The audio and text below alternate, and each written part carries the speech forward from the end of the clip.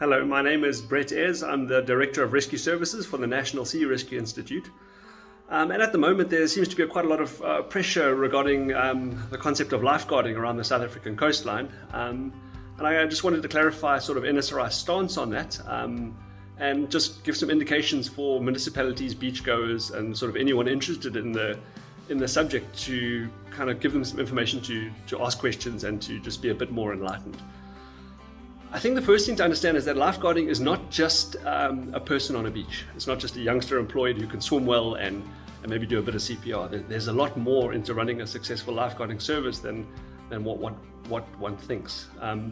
The first thing is that lifeguarding is a system. It's a system comprised primarily of very good management layers, bearing in mind that a lot of lifeguards employed are very young, inexperienced, out of school, and to be able to do the service of a lifeguard is more than just being fit on a beach. It means that you've got skills in interacting with the public and actually keeping them safe. From sea rescue statistics, last season we did 178 rescues or so, I think it was.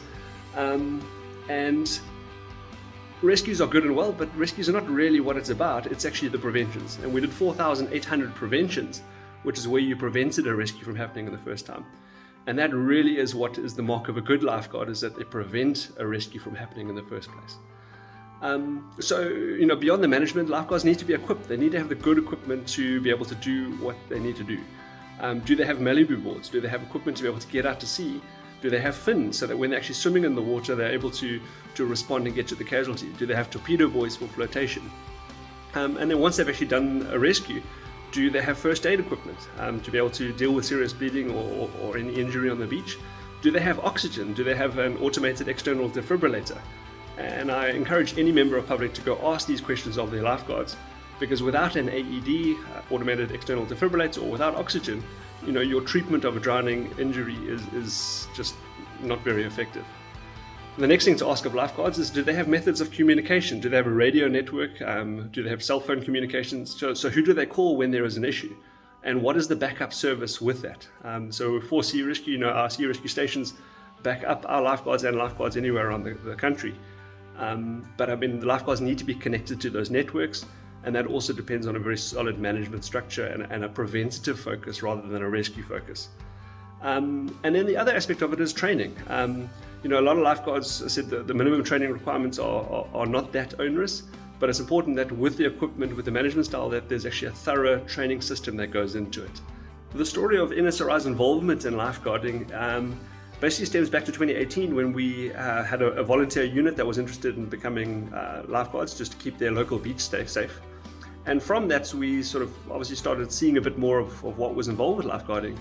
And a lot of other sea rescue stations were involved in an increasing number of drowning in progress calls, which resulted in fatal drownings. And for a rescue crew to respond, get their lights and sirens, it's often too late by the time you get to the person. And a lot of the station commanders were sort of saying, well, we need to do more. The traditional sea rescue service of volunteers responding and arriving on a beach, after 10 or 15 minutes or 5 minutes, is too late. And the only way you can really prevent a drowning in any water body is firstly to prevent it, to talk to the people before they get in the water, to directly supervise them while they're in the water. And that means people sitting on a beach for a long time. So Sea Rescue got involved with lifeguarding, notably up the west coast where there were no services and no one prepared to give them any services. And we really had to go to grassroots level to firstly establish the swimming ability amongst the local people that are there, and then give them the skills and the mentorship and the growth. And we were very proud to see where they've come over 3 or 4 years. And from that, we sort of started to get involved in other places. And now we're approaching 7 municipalities, pretty much all based in the Western Cape, to provide services. And what's been interesting in this process is that we've realized that it starts getting quite ugly with the politics, and unfortunately with what we perceive to be a sense of fraud or a sense of patronage of a lot of the existing service providers who simply are not providing a very good service. They're getting a lot of money from the municipalities, a lot of taxpayer money, and they're not turning that money into training, into equipment, into management. They're employing the lowest bidder, giving them token equipment, and youngsters with no supervision on a beach, and it's just really not giving a very good service to to the citizens of your communities and the tourists that are coming down to the beaches in South Africa.